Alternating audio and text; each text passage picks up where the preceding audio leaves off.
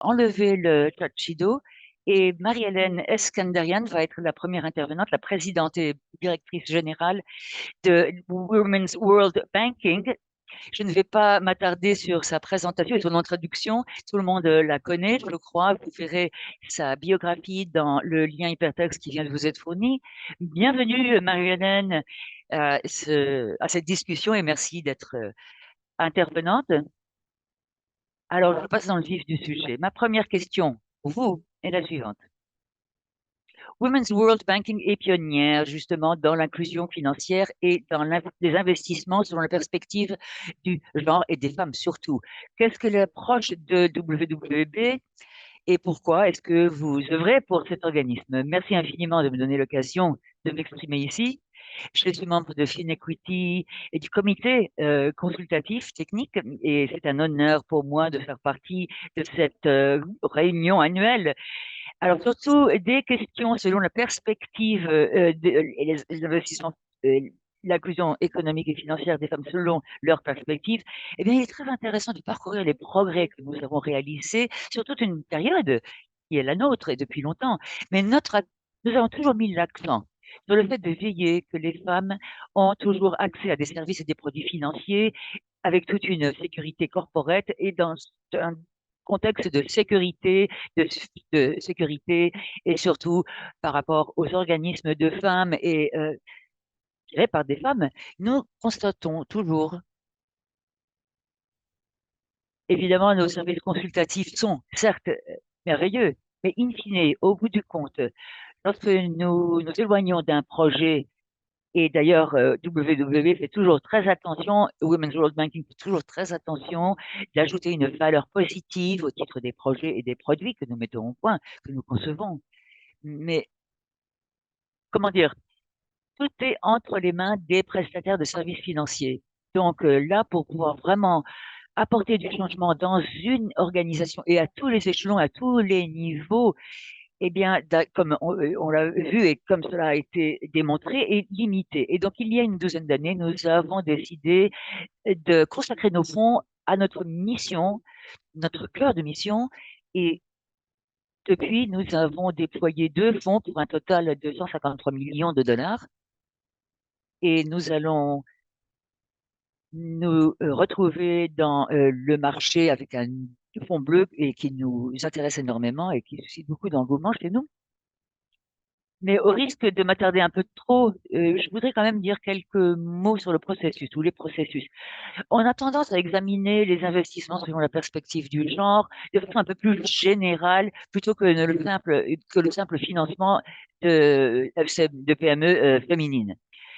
Et donc, surtout l'accent qui est mis sur le financement pour des femmes entrepreneurs, cela est en baisse par rapport au financement total octroyé aux sociétés, aux entreprises. Mais nous estimons que les investissements selon la perspective du genre, eh bien, nécessitent d'examiner le tout selon tout le processus dans son ensemble. La due diligence, la vigilance raisonnable, la manière dont on la met en œuvre, qu'on exécute, est essentielle. Et voilà qui représente l'une des véritables sources de notre capacité, c'est une source de capacité que de pouvoir tirer le changement, de pouvoir l'alimenter et surtout pour atteindre une part de personnes plus significative que par le passé. Et donc, pour pouvoir le faire, nous réunissons toutes sortes de groupes d'investisseurs qui sont véritablement consacrés aux mêmes objectifs qui sont les nôtres. Et nous avons constaté qu'ils nous appuient beaucoup et qu'ils nous accompagnent et sans relâche. Donc, il ne faut jamais oublier non plus le fait qu'à un moment donné, l'on sort du jeu, disons en quelque sorte. Et évidemment, il faut examiner les gains que l'on a obtenus dans une organisation ou au titre d'un organisme pour lequel nous avons travaillé. Donc, il faut toujours investir dans des organisations tirées par des femmes, mais nous sommes en quelque sorte un peu neutres ou agnostiques quant à la structure de l'organisation. Nous voulons être évidemment divers, diversifiés, mais par rapport à l'engagement que de prêter des services et de fournir des produits aux femmes entrepreneurs, et bien là, nous avons quelques sociétés où justement la direction a spécifiquement dit nous voulons WWP avec nous, Women's World Banking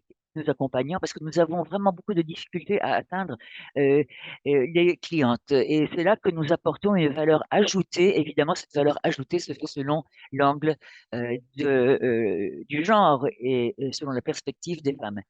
Alors, comment est-ce que c'est très intéressant de voir comment votre démarche a évolué, mais puisque vous le faites depuis quelque temps, pourriez-vous partager avec nous quelques enseignements que vous aurez tirés, que vous auriez tirés, et quelques éléments de réflexion en tant qu'investisseur selon euh, la perspective du genre ou selon la perspective des femmes. Ce sont l'une des choses les plus intéressantes lorsqu'on est investisseur, ce sont les données que l'on obtient. Toutes les informations que nous recueillons et tous ceux qui travaillent sur le terrain le savent bien à quel point il est difficile d'obtenir des données à la fin, à la sortie d'un projet, ou peut-être que les entreprises ou des sociétés rechignent à partager de l'information. Mais je crois que l'une des choses les plus intéressantes et qui suscite un grand engouement chez nous, et où nous avions toujours une espèce d'idée que cela se passait, mais nous l'avons vu clairement dans pas mal de cas de figure, la corrélation en matière d'analyse de régression, le fait d'avoir davantage de femmes dans des postes à tous les échelons de l'organisation, pas seulement tout en haut, mais évidemment pas que juste quelques, entre guillemets, fantassins sur le terrain. Eh bien, cela a un impact direct sur les clientes femmes. Et donc, cette diversité genre a un véritable impact sur le fait de pouvoir se doter d'une base de clientèle plus diversifiée. Et avec les 20 sociétés dans notre portefeuille, eh bien, on l'a vraiment éprouvé cela. C'est démontré et c'est patent. Et là, lorsque nous avions une espèce de sentiment selon lequel cela était vrai, mais par rapport à l'ancienne époque révolue, pas forcément révolue, mais des, l'époque du microfinancement, lorsque cela est né, eh bien maintenant, nous avons davantage de femmes clientes, 50, à 50% de plus, et avec une croissance euh, assez évidente en matière de bloc portefeuille. Et on voit vraiment cette croissance, cette évolution positive. Et il y a un certain nombre de mesures qui sont certainement bien meilleurs que par le passé, résultat des liens qui ont été construits entre clients et clientes sur une base plus diversifiée. Donc, vous avez vraiment un argumentaire tout à fait précis, parce qu'on nous pose des questions sans arrêt, et il est bon d'obtenir les données et de les avoir, évidemment, pour sous-tendre le tout et pour étayer les arguments, bien sûr. Alors, merci beaucoup d'avoir lancé la discussion sur cette base. Maintenant, nous allons passer à la discussion en table ronde, en panel avec les trois partenaires. Et nous sommes vraiment tout à fait reconnaissants à votre égard en tant que membre du comité consultatif technique. Merci beaucoup à vous. Je vois pas mal d'amis ici que je vois au coin de l'écran. J'ai hâte d'entendre ce que chacun et chacune aura à dire. Merci beaucoup. Et bien sur ce, partie 2 de cette session va démarrer par Rachel Murphy de Deepkin Impact, pardon, Nish Creedon et Natasha Denham de Root of Impact, les racines de l'impact, Root of Impact. Voilà, c'est ma table ronde virtuelle qui est complète. Merci beaucoup de m'avoir rejoint, madame, à cette conversation, à cette discussion. On a eu beaucoup d'éléments de réflexion intéressants de la part de Marianne et ce qui a été constaté dans ce cas d'argumentaire, le fait d'investir selon la perspective des femmes. Alors, pour démarrer cette discussion, ce débat, je commence par Rachel Murphy de Deepkin, qui est Deepkin Impact, et vous avez également le fonds d'autonomisation des femmes. Que fait ce fonds? En quoi consiste-t-il? C'est Rachel Murphy et merci beaucoup à FinEquity d'avoir ménagé cet espace pour pouvoir avoir un échange de vues et à partager des enseignements. C'est un réel plaisir pour moi d'être présente. Je m'appelle Rachel Murphy et je travaille avec Deacon Impact. Nous travaillons avec un gestionnaire d'avoirs, d'actifs dans la région Amérique latine Caraïbes. Et au cours des 10 dernières années d'investissement que nous avons fait, nous avons parachevé quelques 60 investissements dans tous les pays d'Amérique latine et des Caraïbes. Et la moitié de notre portefeuille est concentrée sur l'inclusion financière. Voilà qui constitue un secteur tout à fait important et une zone d'impact essentielle pour nous. L'un des fonds que nous gérons est le ILU Women's Empowerment Fund, un fonds que nous avons mis au point, conçu selon la stratégie d'investissement, selon perspective féminine, avec des partenariats que nous avons avec PromoHair, que vous connaissez peut-être, entreprise sociale qui est chef de file en matière d'inclusion financière dans la région. Et par l'intermédiaire de ce dit fonds, notre intention est d'autonomiser les femmes économiquement, mais par l'intermédiaire de l'éducation, de la santé, euh, l'hébergement. Et donc, ce fonds se concentre tout particulièrement sur l'inclusion financière. C'est là où nous avons mis au point, développé cette stratégie selon d'investissement selon la perspective du genre. Merci beaucoup pour votre introduction.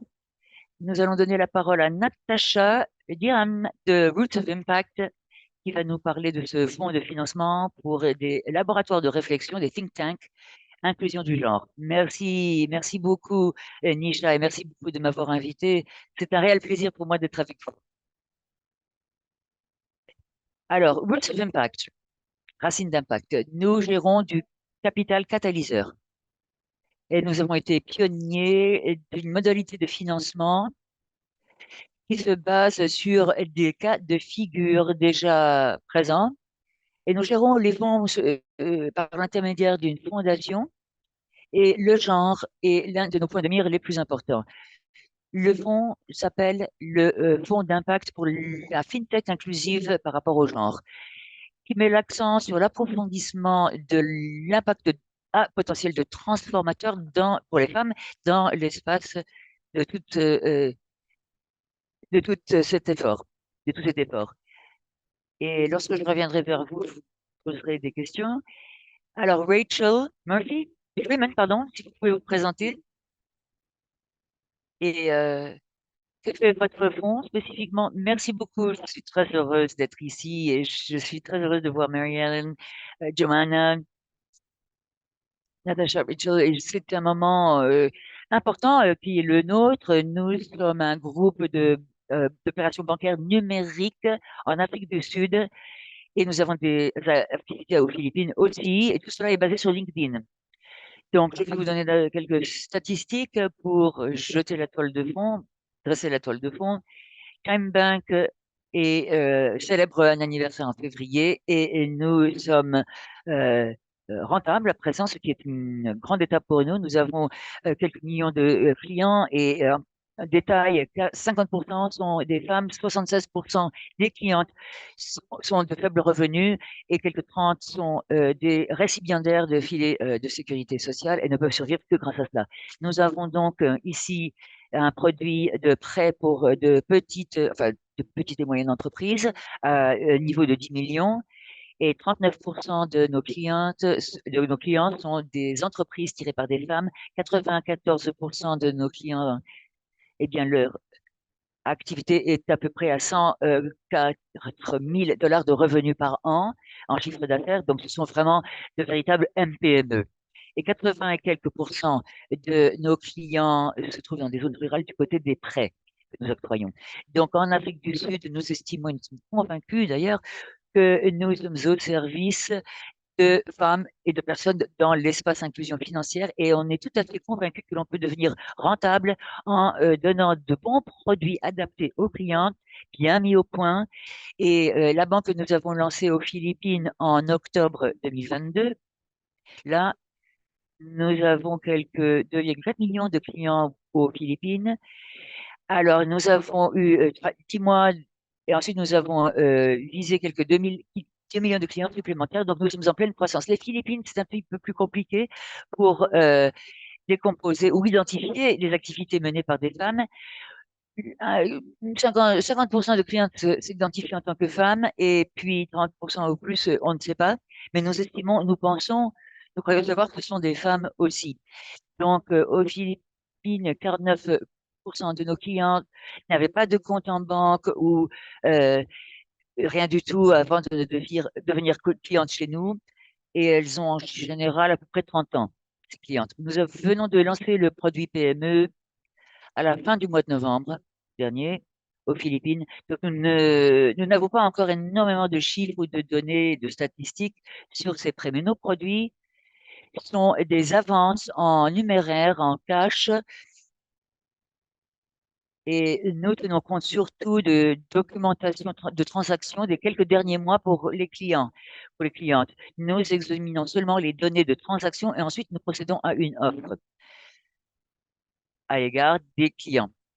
Et donc, spécifiquement aux activités elles-mêmes, aux entreprises elles-mêmes, c'est une approche particulièrement ciblée, précisément ciblée pour réussir. Et nous adorons parler de ce que nous faisons.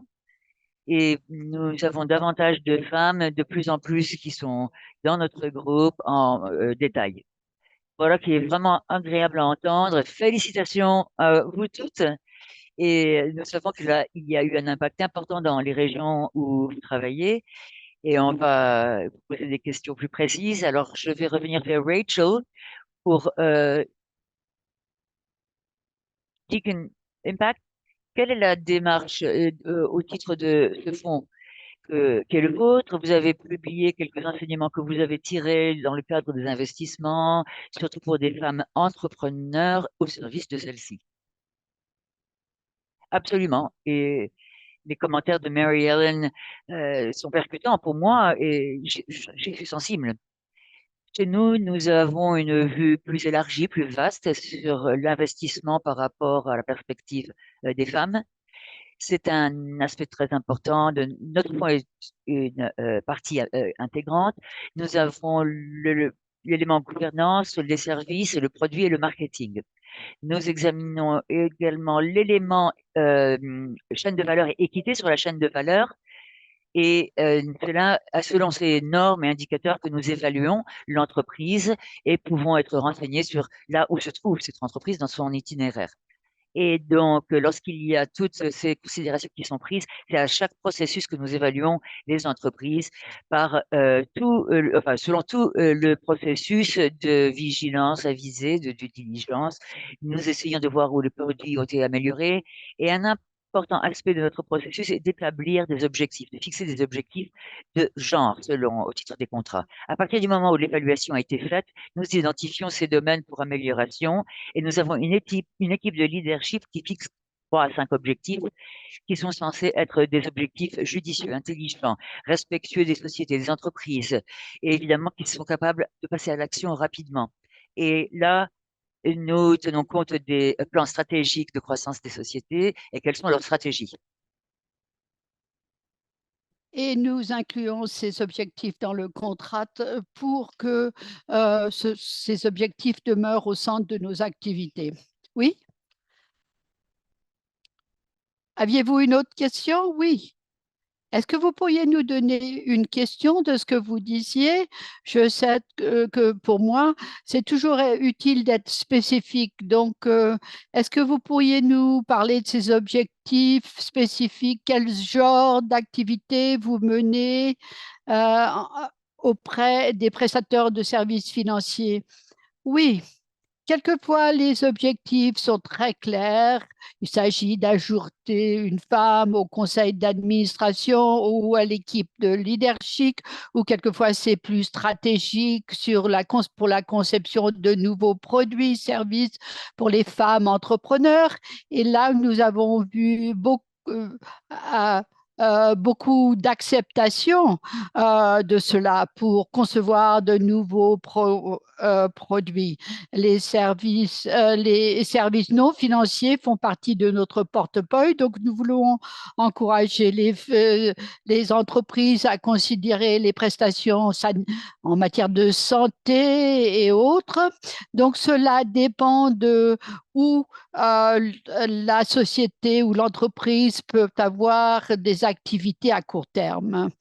Euh, et euh, nous avons une phase de suivi. Nous voyons si l'entreprise fait des progrès vers les objectifs. Nous suivons toutes les mesures pendant la période de l'investissement où nous avons une carte de notes, un carnet de notes. Nous considérons 150 points dans leur modèle d'entreprise et nous suivons tout cela. Et les données sont très importantes, comme ma collègue l'a dit. Et Nous avons récemment suivi tout notre portefeuille pour voir quelles entreprises ont fait des progrès, dans quel domaine. Cela a été tout à fait positif.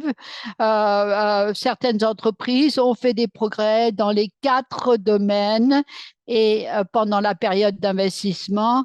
Et de tous ces objectifs, 50% ont déjà été réalisés et il y a encore des progrès de réaliser sur un autre quart de ces objectifs. Donc, c'est une façon d'avancer. Et je pourrais vous donner d'autres exemples, mais je vais m'arrêter ici. Merci, Rachel. Il est bon de connaître ces résultats. Natacha, pour me tourner vers vous, peut-être que nous pourrions parler des incitations pour avoir un impact social. Vous avez dit que vous jouez un rôle pour être catalyseur de capital. Euh, Qu'est-ce que vous faites? Comment est-ce que vous arrivez à inciter les prestataires pour qu'ils aident les femmes? Comment est-ce que tout cela fonctionne? Oui, eh bien, nous travaillons surtout avec notre fonds d'impact, nous travaillons avec des investisseurs d'impact. Et d'ailleurs, Global World Banking a été un des premiers partenaires quand nous allons pour lancer ce fonds et nous cherchons des façons de travailler en Amérique latine pour pouvoir travailler avec Beacon parce que il est très bon d'avoir des investisseurs d'impact parce qu'ils se focalisent sur le genre. Mais ce que nous faisons, c'est de fournir des incitations pour avoir un impact précisément pour que les entreprises puissent renforcer leur impact. Donc, j'aime penser à ce financement d'impact comme étant un outil avec divers instruments et d'outils qui mettent l'impact au cœur de la transaction financière. Donc, l'incitation pour l'impact social, le SYNC, comme cela s'appelle, a été le premier outil que nous avons conçu et c'est l'outil que nous utilisons le plus aujourd'hui. Et c'est un instrument de financement MIC très simple et donc avec un investisseur d'impact, nous travaillons et l'idée, c'est de donner des paiements d'incitation à une entreprise qui a un impact social ou en matière d'environnement. Et donc, ce n'est pas un investissement en soi, cela n'a pas besoin d'être remboursé, mais les paiements sont réalisés seulement lorsque l'impact a été réalisé ou les résultats pour le genre ont été réalisés. Et plus il y a de résultats, plus les paiements sont élevés. Je vais vous donner un exemple de notre fonds sur la réclusion du genre. Là, je travaille avec Women's World Banking, avec Action et d'autres fonds d'impact. Et ces investisseurs d'impact réalisent des investissements en FinTech comme ils le font d'habituel. Et nous devons des incitations à FinTech pour accroître l'impact, puisque beaucoup de clients de FinTech ont des MPME. En général, nous leur donnons des incitations pour qu'ils considèrent davantage les femmes. Et je vais m'arrêter ici. Merci, Rachel. C'est un modèle intéressant et cela nous permet d'aller plus loin, de prendre le capital investi et créer d'autres opportunités. Rachel, je vais revenir vers vous en ce qui concerne le calendrier. Quelles ont été certaines des choses qui vous ont aidé à faire ce type de communication avec les clients? Est-ce que vous vouliez toujours vous occuper des femmes? Quand est-ce que vous avez commencé ce processus? Vous êtes une banque assez jeune, 5 ans. Et donc, quel est le rôle qui a été joué par les investisseurs en la matière? Eh bien, nous sommes très reconnaissants envers nos investisseurs parce que nous avons lancé la banque en 2019 et nous l'avons dit souvent. Ce qui s'est passé, c'est qu'il y a eu Covid en Afrique du Sud. Nous avons un partenaire, Patrice Motsepe, qui est bien connu en Afrique du Sud. Et donc, puisque c'est l'actionnaire principal, nous sommes la première banque qui appartient à une personne noire en Afrique du Sud. Et donc, cela nous a aidés. Et notre mission est euh, euh, d'autonomiser les êtres humains. Et c'est de ce point de vue que nous avons commencé et nous pensons deux choses. Personne ne se réveille le matin et dire je vais obtenir un compte bancaire. Il faut produire une demande et vous ne pouvez pas demander à quelqu'un d'avoir plus de connaissances numériques qu'ils l'ont. Donc, nous avons commencé par avoir des kiosques numériques que nous avons mis dans des boutiques. Donc, vous pouvez aller dans un magasin en Afrique du Sud et aux Philippines et ouvrir un compte bancaire, dans le cas de l'Afrique du Sud, en 3 minutes et aux Philippines, 5 minutes. Et vous avez une carte débit avec votre nom. Donc, cette carte devient valable immédiatement. Vous pouvez commencer à utiliser votre compte. Nous avons des personnes qui peuvent vous aider à voir comment utiliser ce compte, comment télécharger l'appli et autres. Donc, nous faisons une éducation financière dans le magasin. Et donc, nous avons un kiosque plus des ambassadeurs dans un magasin où les gens vont déjà et ils pensent à l'argent parce qu'ils sont dans un magasin. Oui, 80% de nos clients en Afrique du Sud viennent par les kiosques et 75% aux Philippines. Et aux Philippines, nous avons le groupe Conway, qui est un grand propriétaire de magasins qui est notre actionnaire principal. Donc, ceci nous a permis de lancer tout le processus et le fait d'avoir les ambassadeurs et les kiosques nous a permis d'avoir des clients femmes. Et en ce qui concerne le produit pour les MPME, euh, euh, euh, nous avons un système de paiement en Afrique du Sud. Nous travaillons avec Yoko, Yoka et d'autres. Et en fait, le client ne pense que c'est Yoko Pay, par exemple. Donc, nous prenons les données transactionnelles du point de vente dans le magasin ou dans le bureau d'un médecin ou autre. Nous analysons les données, nous prêtons, nous faisons une offre. Nous leur disons, pour cette période de temps, nous allons vous donner ce montant et vous devrez nous rembourser ceci. Donc, on n'a pas besoin de calculer les taux d'intérêt et nous prenons un pourcentage minuscule tous les jours à partir de point de vente. Donc, nos paiements sont directement liés aux ventes. Et donc, si c'est une bonne journée, nous obtenons plus d'argent et si c'est une mauvaise journée, nous avons moins d'argent. Donc, nous avons conçu ce produit pour être en ligne avec le cycle des recettes des magasins. Donc, il n'y a pas de préjugés en ce qui concerne le genre parce que c'est anonyme et c'est ainsi que nous avons pu accroître les chiffres pour les femmes pour ce produit en Afrique du Sud. Mais en fait, nous avons acquis ce produit. Nous ne l'avons pas créé. Nous avons acheté l'entreprise qui a créé cela il y a 1 an.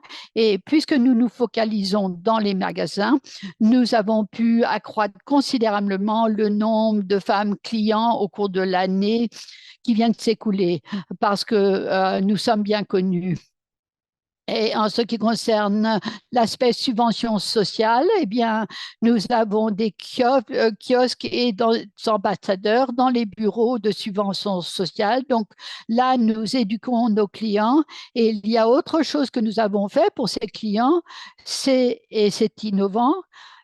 Euh, euh, En Afrique du Sud, les subventions sociales ne sont pas payées régulièrement, malheureusement, mais nous avons conçu un produit qui est un produit qui est semblable à un produit qui existe aux États-Unis, et parce que nous pensons à une subvention sociale comme un salaire. Et quand nous savons qu'un une subvention va être payée, même 2 semaines avant que cette subvention soit payée, nous payons ceci d'avance. Et cela permet aux clients d'avoir une source de revenus plus régulière. Et nous avons des ambassadeurs qui peuvent les élever. Et ce produit nous a beaucoup aidé en ce qui concerne les subventions sociales et c'est et ses clients en, en, euh, euh, expliquent pourquoi nous avons pu devenir rentables cette année grâce avec ce programme de subvention sociale. C'est ainsi que nous sommes devenus profitables cette année, rentables. Il semble que vous comprenez vraiment quels sont vos clients, qui ils sont, ce qu'ils font, et vous tenez compte de cela en concevant des produits pour eux, plutôt que de dire nous avons un produit utilisé. Donc, le troisième pays, c'est le Vietnam. Nous allons lancer des produits dans 2 mois. Nous voulons tester cela et apprendre. Le Vietnam a la plus grande participation des femmes dans le monde entier. Dans l'emploi. Et donc, nous pensons que notre modèle va réussir en raison de cet aspect spécifique. Merci. Je voulais poser certaines questions. Nous savons que tout cela est très bon, il est bon d'avoir des résultats, mais il y a toujours des défis qui se posent. Donc, Rachel, du point de vue de Deepkins, quels sont les obstacles que vous avez dû surmonter, trouver les bons partenaires? Quelquefois, il y a Quelquefois, il y a d'autres priorités pour les entreprises où il y a eu le Covid. Qu'est-ce que vous avez tiré comme enseignement lorsque vous avez fait face à tous ces défis? Euh, eh bien, je pense que ce que vient de dire Rachel Freeman est une source d'inspiration parce que l'idée, c'est de comment concevoir des prestations qui font face aux besoins des femmes et il faut fournir davantage que du capital à nos clients. Donc, lorsque nous avons pleinement mis en œuvre notre stratégie tenant compte de la dimension du genre en 2018, nous avons découvert que nous devions convaincre les entreprises d'intégrer le genre dans leurs objectifs. Et il y a eu beaucoup d'enthousiasme de ces entreprises pour aller de l'avant. Mais ensuite, il y a eu la pandémie, il y a eu d'autres priorités. Bien souvent, les équipes n'avaient pas le temps ou l'expérience nécessaire pour réaliser ces objectifs. Donc, heureusement, nous avons reçu un financement de l'USAID pour avoir un programme d'assistance technique. Et là, nous avons travaillé avec 15 de nos entreprises de portefeuille pour concevoir des stratégies qui tiennent compte du genre, que ce soit le fait de concevoir de nouveaux produits et services. Nous avons beaucoup étudié les systèmes de collecte des données, comment utiliser les données ventilées pour la prise de décision. Nous avons vu les stratégies et l'engagement de la communauté. Nous avons tout fait et cela a été très important pour le fonds ILU parce que nous sommes passés du point où nous étions en train de d'inciter cela au point où nous avons travaillé avec les équipes pour mettre en œuvre ces stratégies. Donc, je pense que c'est ce qu'il faut faire. Nous rappelons toujours à nos clients que le fait d'être intelligent du point de vue du genre, ce n'est pas simplement dire que ça, ceci est un produit pour les femmes. Le fait d'avoir une carte de crédit d'une certaine couleur n'est pas la solution. Euh, euh, et donc, je pense que voilà l'importance de ce type de conseil. Donc, aujourd'hui, nous faisons cela dans toutes nos activités. Nous travaillons avec les équipes, nous avons des ressources, nous avons des experts en ce qui concerne certains sujets, etc. Nous donnons ce type de soutien. Très bien. Natacha, je voulais me tourner vers vous. Est-ce que vous pourriez nous donner des exemples du type de résultats que vous avez obtenus? Avez-vous fait face à une certaine résistance? Je sais que vous l'avez fait dans d'autres secteurs. Avez-vous tiré des enseignements de ces autres secteurs dans votre travail avec Fintex? Oui, je vais commencer par les enseignements que nous avons obtenus auprès des autres fonds. Et je reviens à ce que Anna a dit dans le chat. Ce que nous faisons, c'est que nous lions l'argent à l'impact. Nous devons être sûrs à 100% que ces résultats ont été obtenus et cela requiert des données. Donc, nous avons des difficultés à obtenir des données, surtout lorsque l'on travaille avec ces petites entreprises pour être sûr qu'il y a eu ces résultats. Donc, ce que nous avons fait, c'est que nous avons fait du travail en interne, mais nous avons travaillé avec d'autres partenaires pour établir des plans d'action qui contiennent déjà ce type de système qui nous permet de mesurer l'impact. Et en fait, en ce qui concerne les résultats pour lesquels nous avons donné des incitations, eh bien, cela est conçu avec chaque think tank en raison du contexte. Donc, trois choses. Soit c'est l'amélioration des moyens de substance. Deuxièmement, l'inclusivité, par exemple, l'accès financier, le fait d'atteindre les femmes. Et troisièmement, la transformation interne. Donc, ce que Marianne disait au début, c'est que nous savons que plus il y a une transformation interne dans l'organisation, plus cela va affecter les clients. Ainsi, nous incitons une transformation interne par rapport au genre et nous essayons d'obtenir un juste équilibre et nous tenons compte évidemment des moyens de subsistance des femmes et tout simplement de leur vie quotidienne. Merci beaucoup. Donc, les données, c'est là la tendance.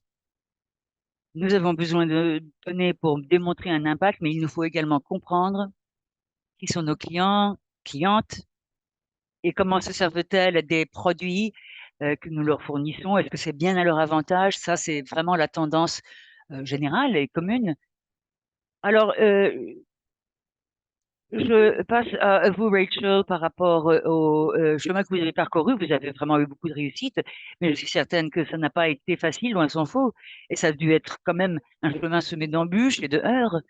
Mais quels ont été les défis auxquels vous avez fait face en interne ou en externe dans tout, tout simplement rester vrai par rapport à vos objectifs et ce que vous vouliez véritablement faire et parvenir à ces impacts avant avoir davantage de femmes clientes et d'évaluation, etc. Comment...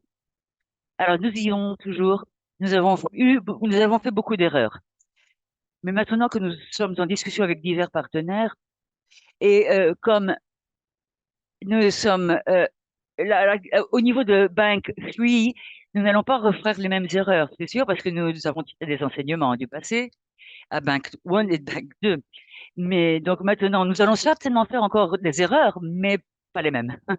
À titre d'exemple, lorsque vous avez ces ambassadeurs et comment vous les incitez, comment est-ce que vous leur fournissez des mesures incitatives pour qu'elles rejoignent le système au titre d'un programme d'incitation. Il nous a fallu 9 mois à Time Bank de voir quels étaient les différents moyens qui permettaient aux ambassadeurs d'être les chefs de file et de tirer ce mouvement. Il nous a fallu du temps, mais comme nous l'avions déjà fait la première fois, c'était bon.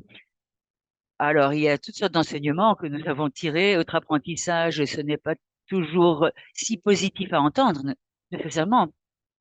Mais nous n'estimons pas forcément que les startups euh, fonctionnent très bien lorsqu'elles travaillent en réseau ou ensemble. Donc, nous fonctionnons du côté technologie avec des prestataires de services bien établis, AWS par exemple. Donc, nous allons vers des pays qui n'ont pas la AWS et du côté données, eh bien, des sociétés qui sont d'ores et déjà bien établies et respectées.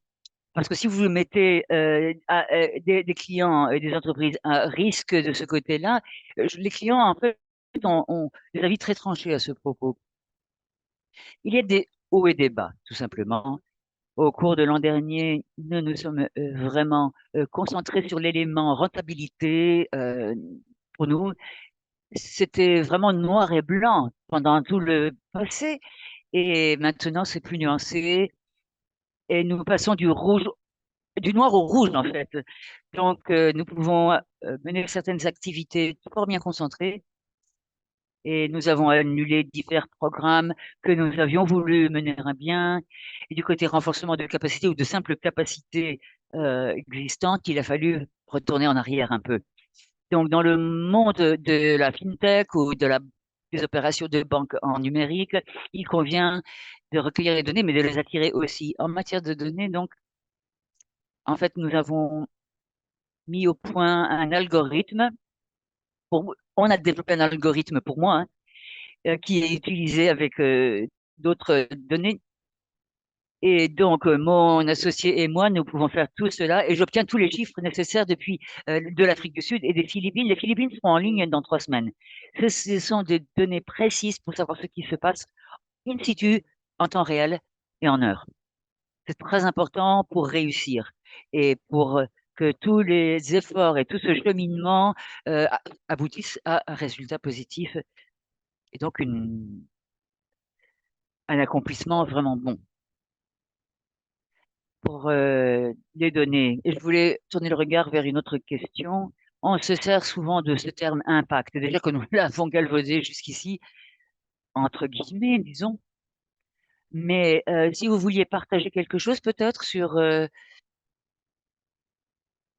les différents moyens de mesure d'impact, est-ce que ce sont des moyens suffisants? Comment procédez-vous? Et qu'est-ce que vous mesurez précisément? Le nombre de femmes? Est-ce qu'il y a des résultats additionnels que vous entendez accomplir et quid de ces autres éléments additionnels? Et Natacha, peut-être, vous pouvez aller en premier. Merci, je suis prête à prendre la parole en première. Pour les mesures, ce que nous faisons et ce sur quoi nous nous concentrons dans la grande mesure du possible, bien souvent, les questions et quoi? Et puis quoi? Et quoi? Et pourquoi? Et est-ce que cela améliore vraiment votre vie? On essaye d'éviter des hypothèses formulées quant à l'impact, des impacts hypothétiques. Nous le faisons en tant que, enfin, autant que faire se peut, nous sélectionnons des mesures qui ne sont pas nécessairement le nombre de femmes touchées, mais l'impact en matière de volume. Accroissement de revenus, par exemple, ou accroissement de l'épargne, augmentation grâce à ce que nous avons fait. Et donc des tendances à la hausse. Nous ne faisons pas toujours mouche, mais nous évitons de faire des hypothèses, de prendre des hypothèses sur un impact voulu. Rachel? Oui, je suis tout à fait d'accord. Je crois que nous essayons également d'encourager nos clients d'aller au-delà du simple décompte du nombre de femmes à toucher, mais quelle a été l'évolution de leur qualité de vie ou de la performance de leur propre activité. Nous avons des clientes et nous voyons le besoin que d'améliorer les systèmes d'information chez elles. Elles ont envie de le faire. Ce n'est pas forcément par rapport à un système de banque ou de mettre en œuvre un nouveau logiciel. Parfois, il s'agit tout simplement de mobiliser des points de contact existants qu'ont les clientes avec leurs propres clients pour élargir évidemment la base de données qu'elles obtiennent. Donc, le volume, le nombre de femmes, ce n'est pas forcément ce sur quoi nous nous concentrons, mais le volume en matière de tendance, amélioration. Donc, il y a parfois un processus d'enseignement, d'éducation, et ce sont autant d'opportunités que d'élargir les bases de données et plutôt l'assiette de données en quelque sorte, mais parfois ce sont des zones qui sont difficilement accessibles. Ce n'est pas toujours systématisé informatiquement. On n'a pas toujours les données en 30 secondes, mais c'est là où nous devrions arriver, surtout si lorsque nous voulons, surtout si nous voulons avoir des systèmes robustes en place et surtout pour faciliter la prise de décision des femmes. C'est ce sur quoi nous nous concentrons avec les clientes, tout le cycle de vie de gestion de données. Excellent. Rachel, je voulais vous demander, puisque le temps est effectivement un effort tiré par les données, vous avez beaucoup de données justement, pour ce qui est ce que vous recherchez quand vous voulez voir l'impact qui a été, qui existe, qui a été réalisé au service des entreprises tirées par des femmes ou pour les femmes en tant que clientes ou vos clientes. Est-ce que des investisseurs vous posent des questions à ce propos et quels sont les comptes rendus que vous leur fournissez à ces personnes qui posent des questions?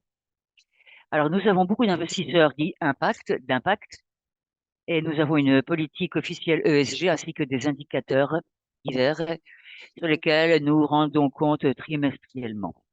Donc, pour notre propre évolution, ce que nous venons de faire récemment, on s'est dit, à présent, on ne veut pas tant de requêtes ad hoc, au coup par coup, mais avoir un contexte où les investisseurs savent ce qui va arriver et quand, ce qui va se passer, et qui peut aussi être non pas trop lié à la chronologie. Donc, quel est le nombre d'employés qui sont intégrés, les clients en matière de chiffres, et nous comparons des pommes avec des pommes, surtout le long du processus. Donc, c'est ainsi que les points d'entrée se font, ou les points de contact se font entre les deux institutions. Alors, je sais qu'il y a des membres d'équipe SEGAP ici. Nous menons un projet de recherche avec SIGAP, pardon, chaque année, et nous avons une espèce de regard approfondi quant au modèle pour nous renseigner sur exactement qui sont les clients, clientes, et ensuite nous peaufinons la méthodologie, non, leur méthodologie, et nous essayons de surveiller et de suivre les points de contact et les liens qu'elles ont avec les récipiendaires. Nous avons également des produits MPME maintenant bien précis.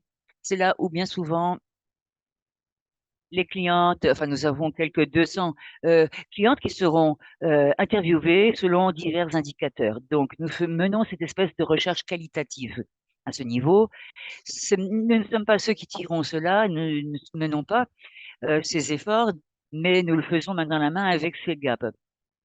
Et donc, nous n'avons pas nécessairement l'expertise de SEGAP, mais nous avons des partenariats, disons, et des partenariats d'ailleurs avec SEGAP, avec World Banking, World Women's Banking, et nous travaillons avec ces différents groupes, entre autres, pour que nous puissions avoir des enseignements mutuels, qu'ils apprennent de nous et que nous apprenions d'eux.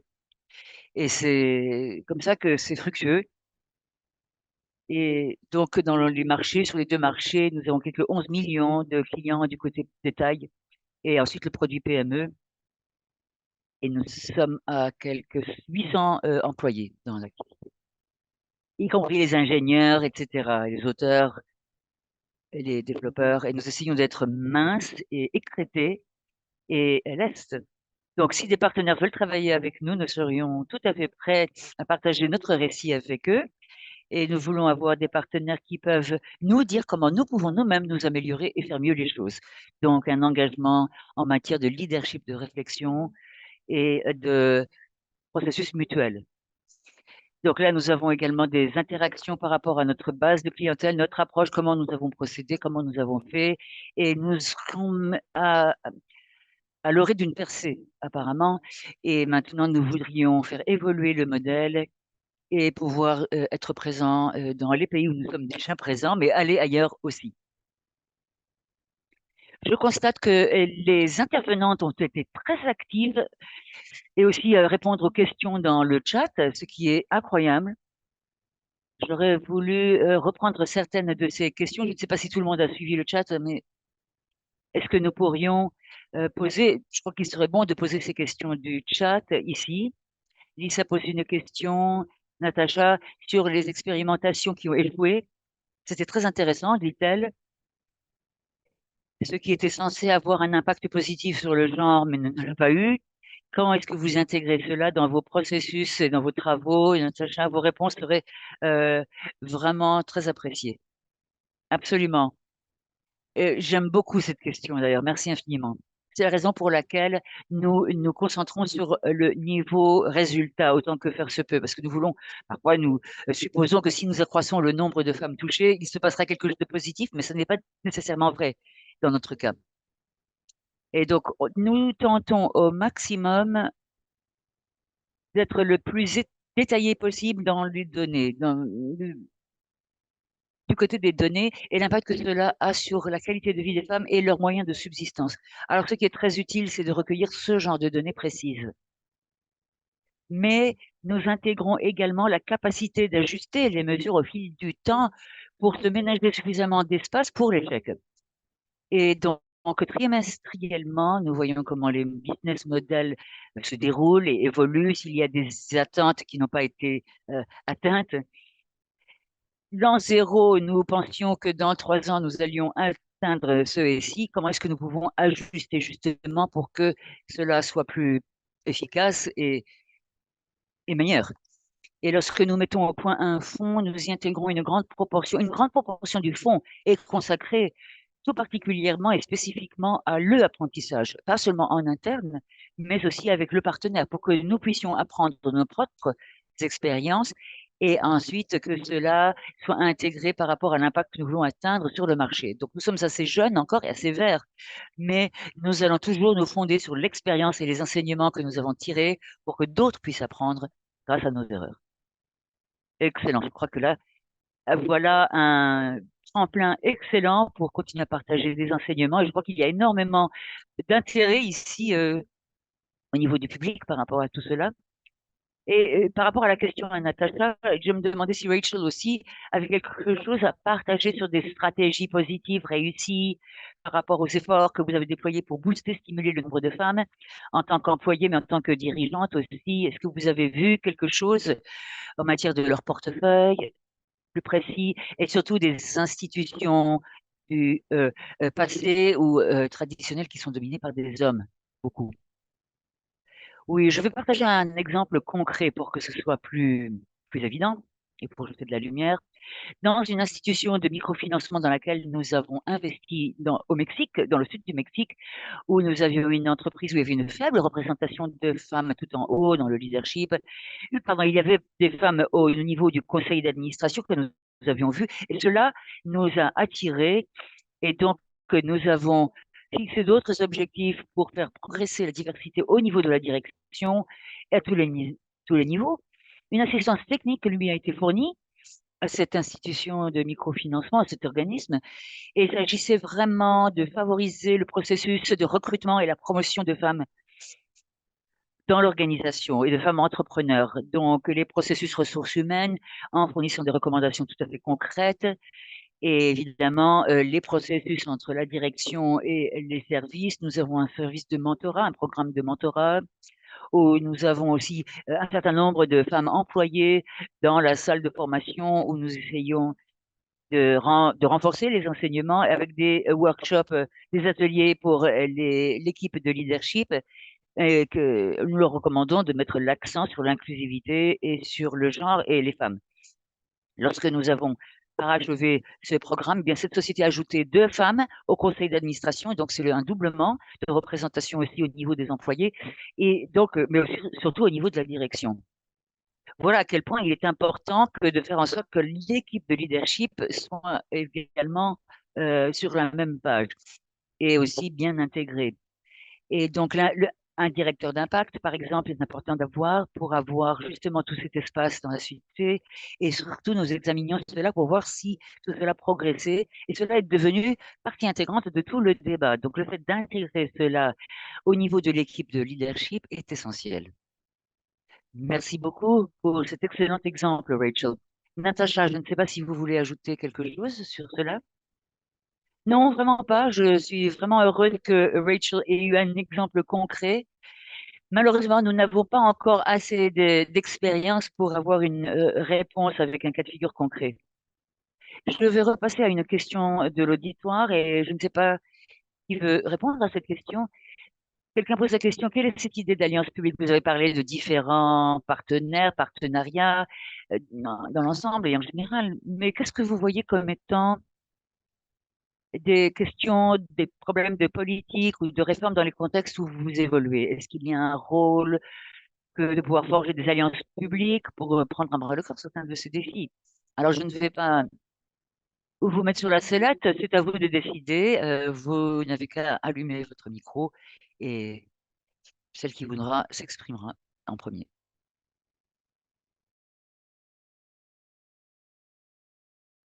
Je veux bien être la première. Ou sinon, quelque chose, allez-y. Sans façon, allez-y. Ce que nous constatons, bien souvent, le financement lié à l'impact, il y a différents moyens de structurer cela, de monter tout ceci.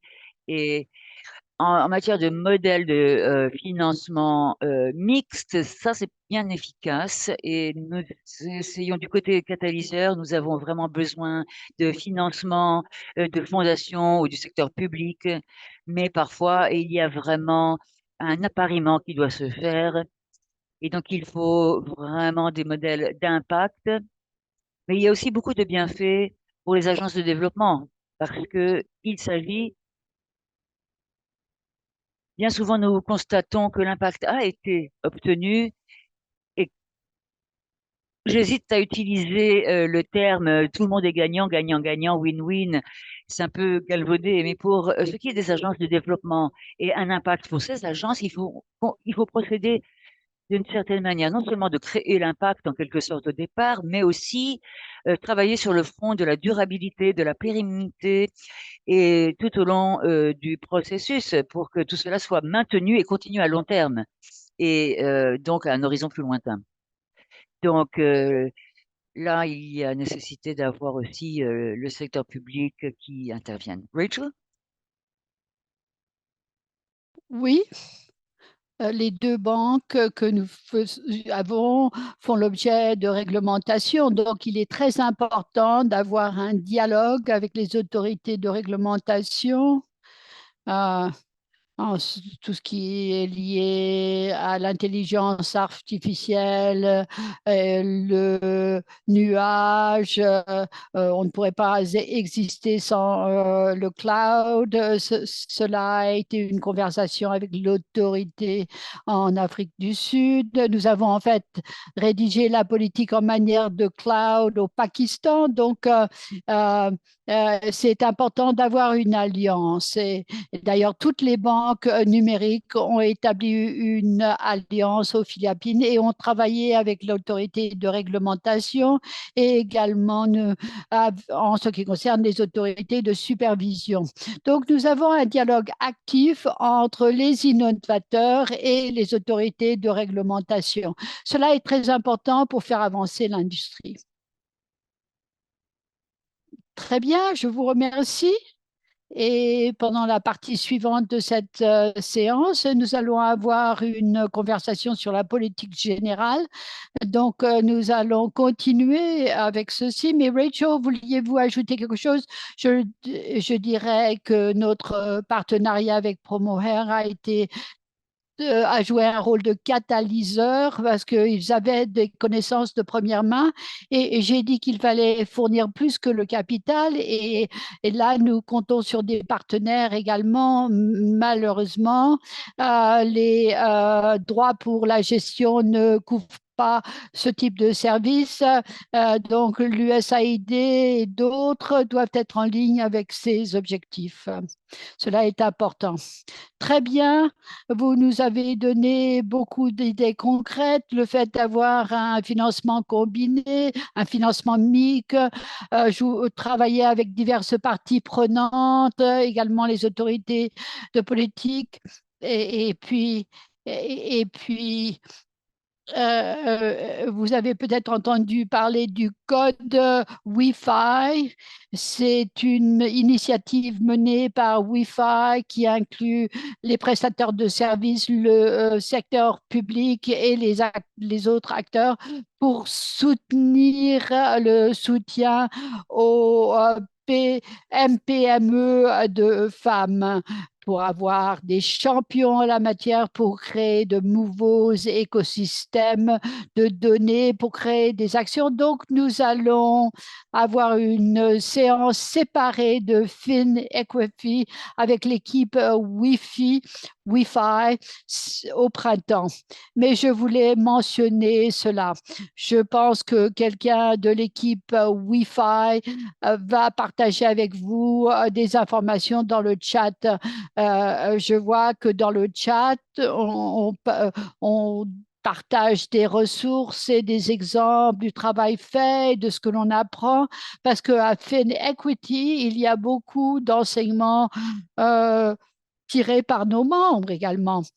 Et dans mon rôle en tant que responsable de ce sujet, nous allons établir une série d'outils, de ressources qui pourraient aider les investisseurs et les prestateurs qui voudraient utiliser du capital d'impact pour soutenir les entreprises menées par des femmes. Et puis, les outils parleront de comment opérationnaliser une entreprise pour les femmes, qu'est-ce que l'on apprend dans le processus. Donc, partagez autant de vos ressources que possible.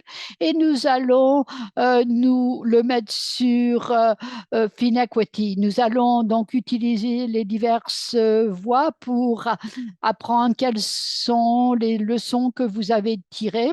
Avant de terminer cette séance et avant de passer à la partie suivante, je pense que je vais demander aux trois intervenantes de partager un ou deux outils. Et vous avez déjà beaucoup partagé avec nous, mais des choses euh, que cette communauté devrait tenir à l'esprit quand on cherche à soutenir les femmes entrepreneurs dans ce contexte, le contexte de cette communauté qui est très large. Donc, qui veut qui veut parler en premier? Ça, c'est une question surprise, en fait. Qui veut aller en premier? Natacha. Oui. Moi, je pense que la communauté doit se poser la question que nous nous posons toujours, parce que cela mène à des dialogues et conversations très un peu intéressantes. La question pourquoi nous atteignons les femmes, qu'est-ce que cela signifie pour elles, quelles sont les données? Et pour moi, il faut tenir compte de que ces femmes obtiennent réellement. Murphy? Eh bien, je pense que s'il y a quelque chose que nous avons appris au cours des dernières années, que c'est un chemin qui n'aboutit jamais. Donc, il faut établir des objectifs, des tâches très simples pour que l'équipe soit redevable. Donc, il faut déterminer à l'avance ce que l'on veut réaliser. On peut être très ambitieux ou bien on peut penser à court terme et avoir des objectifs plus simple à réaliser. Il faut avoir une feuille de route. Autrement dit, il faut que certaines personnes soient responsables dans l'équipe. Il pour ceci. Il faut indiquer ceci dans un domaine de travail ou bien on peut établir un comité pour le genre pour être sûr que l'équipe soit responsable d'assurer le suivi. Et il faut également un espace pour permettre l'apprentissage également. Merci. Et Rachel. Eh bien, je pense que la première chose, c'est pour les startups et les gens qui travaillent avec les startups. Toutes les startups ont beaucoup de crises existentielles et si vous êtes dans une startup, alors vous allez connaître ces crises et il faut continuer. Ces crises trouveront leur solution et toutes les institutions, bien qu'elles puissent paraître magnifiques, passent par des crises.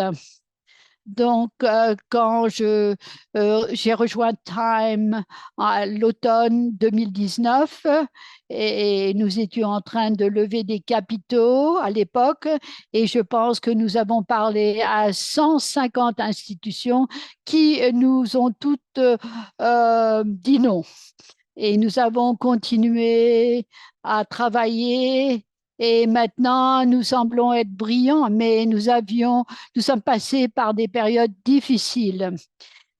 Et puis l'autre chose, c'est qu'il faut essayer de ne pas trop compliquer les choses.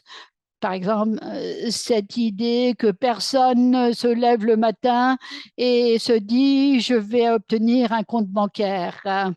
Et l'idée qu'on ne peut faire ce que l'on sait faire, c'est évident, mais donc il faut vraiment simplifier et le fait de se répéter ce genre de choses est important. Et pour nous, je dois dire que nous avons notre nom Time, qui veut dire temps en anglais, et vous pouvez imaginer tous les jeux de mots. Eh bien, ce sont des paroles sources d'inspiration que nous avons entendues. Je remercie les intervenants de leur temps et d'avoir partagé ces idées avec nous, d'avoir partagé vos succès, vos défis, parce que nous savons que malgré ce que Marie-Hélène a dit au début de la discussion, le fait que dans le portefeuille des banques, on voit qu'il y a ces possibilités de faire des affaires, il y a des données qui montrent que le fait d'investir dans les femmes est une bonne chose. Il faut continuer à présenter ces arguments et j'espère que cette discussion aujourd'hui nous aura convaincus et nous nous dirons oui, alors qu'est-ce que nous allons faire maintenant? Il faut devenir stratégique. Donc, je vous remercie et je vais donner la parole à Aude pour qu'elle poursuive la conversation du point de vue de la politique générale et des pratiques. Je vous donne la parole, Aude. Merci, Isha, et merci aux intervenantes de cette discussion riche en enseignements. Nous voulons maintenant inviter deux membres du comité consultatif de prendre la parole pour nous parler de l'expérience. Donc, je vous présente Audrey Hout, responsable de cela à AFI et elle a été également directrice de la Banque centrale à Zimbabwe. Et puis ensuite, il y a Shamaran Abed qui est directeur exécutif de BRAC International. Il travaille également de Vcash. Il est à Freetown, Liberia en ce moment et il a eu du mal à nous rejoindre tout à l'heure. Donc, j'espère qu'il va pouvoir participer à notre conversation. Audrey et Shamran, je suis heureuse que vous soyez là. Audrey, je vais commencer par vous et vous poser une question. Oui, pendant la discussion, on a beaucoup parlé de la façon dont l'investissement tenant compte du genre peut aider les MPME menées par des femmes. Mais j'aimerais vous poser la question de savoir quelles sont les grandes contraintes pour les MPME de femmes. Et je sais qu'il y a eu un sondage à cet égard. Est-ce que vous pourriez nous parler de son sondage? Quels sont les grands résultats? Oui, merci de cette question à propos du projet que nous avons mené sur les MPME de femmes et l'inclusion financière.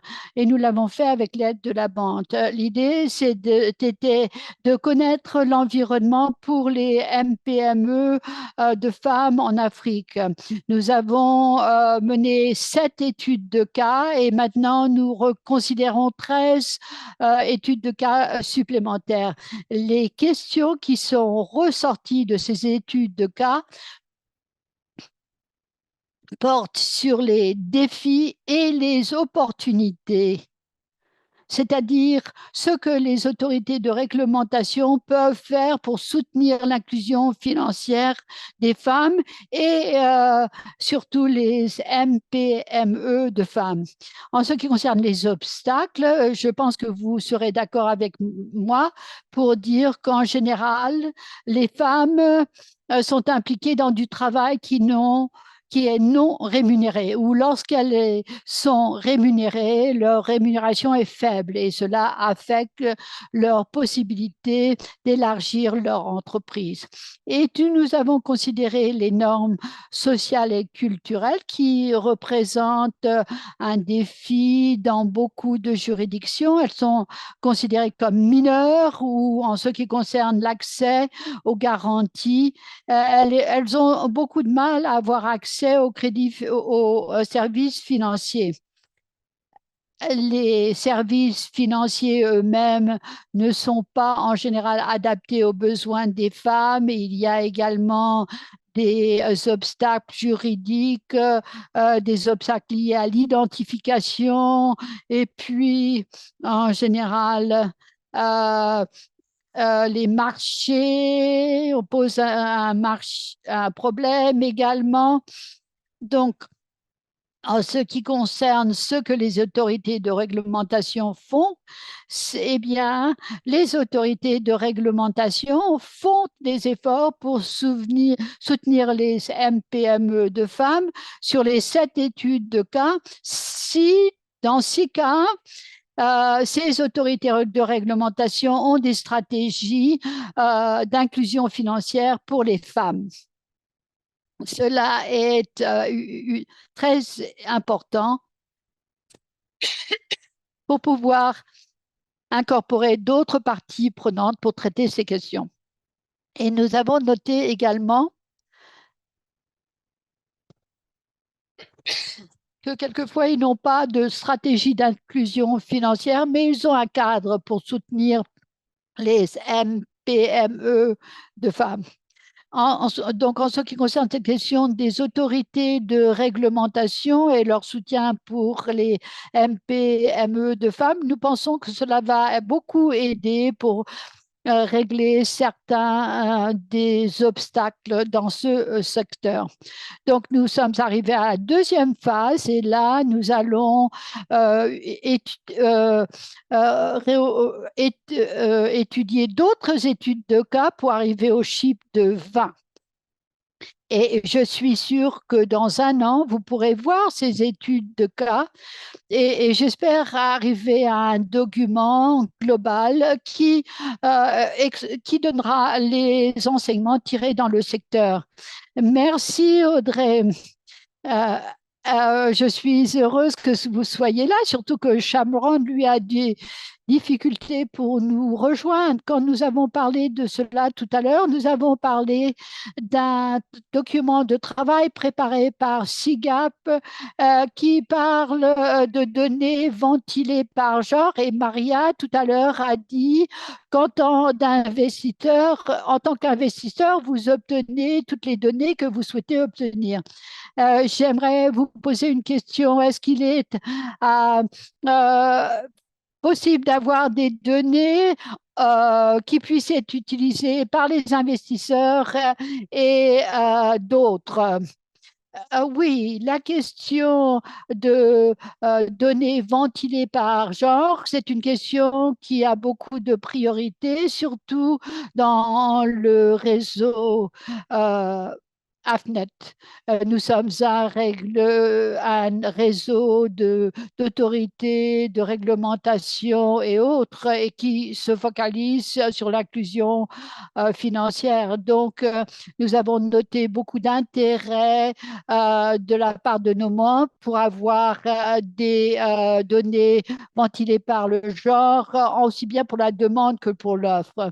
Mais nous avons également noté que c'est un défi pour le réseau parce que cela demande beaucoup d'efforts pour que l'on puisse recueillir ce type de données. Si vous considérez cela du point de vue des prestataires de services financiers, eh bien, l'offre vient également de ces prestataires de services financiers et ils n'ont pas toujours les moyens d'investir dans la technologie pour obtenir ce type de données. Voilà pourquoi il incombe aux autorités de réglementation de créer un environnement propice, peut-être sous forme d'un SUTEX, pour pouvoir respecter travailler dans ce secteur lorsque les prestataires de services financiers ne peuvent pas fournir ces données. Et puis, il y a la question de la disponibilité des données venant des autres parties prenantes. Voilà, qui est tout à fait critique pour prendre des politiques bien informées.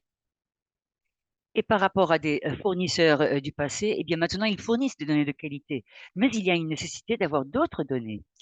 Et en dehors du champ d'application des prestataires de services financiers et de instances de réglementation, nous fournissons également des moyens de collaboration, engagement et impliquant d'autres parties prenantes pour tout d'abord nous mettre d'accord sur la nature des produits et des services à fournir précisément, mais aussi pour avoir la capacité d'analyser des données de façon plus pratique et utile et que cela informe un certain nombre d'actions et de décisions. Et donc, il convient de mettre sur pied des comités, et c'est ce qui se passe dans d'autres juridictions et domaines de compétences. Mais à partir du moment où ce genre de comité est mis sur pied, avec le Bureau des statistiques nationales qui peut tirer le mouvement ou l'instance de réglementation qui est pilote, il y a nécessité d'avoir une personne qui est capable de convoquer et de réunir les parties prenantes afin que les données et la fourniture de données ou que la source de données soit disponible et mise à disposition et que ce soit utile aussi et que cela puisse accompagner ou aider à prendre des décisions bien informées. Voilà ma réponse à votre question. Merci beaucoup, Audrey. Je crois que nous avons réussi à avoir Shamran sur cette discussion. Bienvenue, Shamran. Je sais que vous êtes à Freetown et donc assez loin de chez nous, mais bon, je suis heureuse que vous ayez pu participer à la discussion.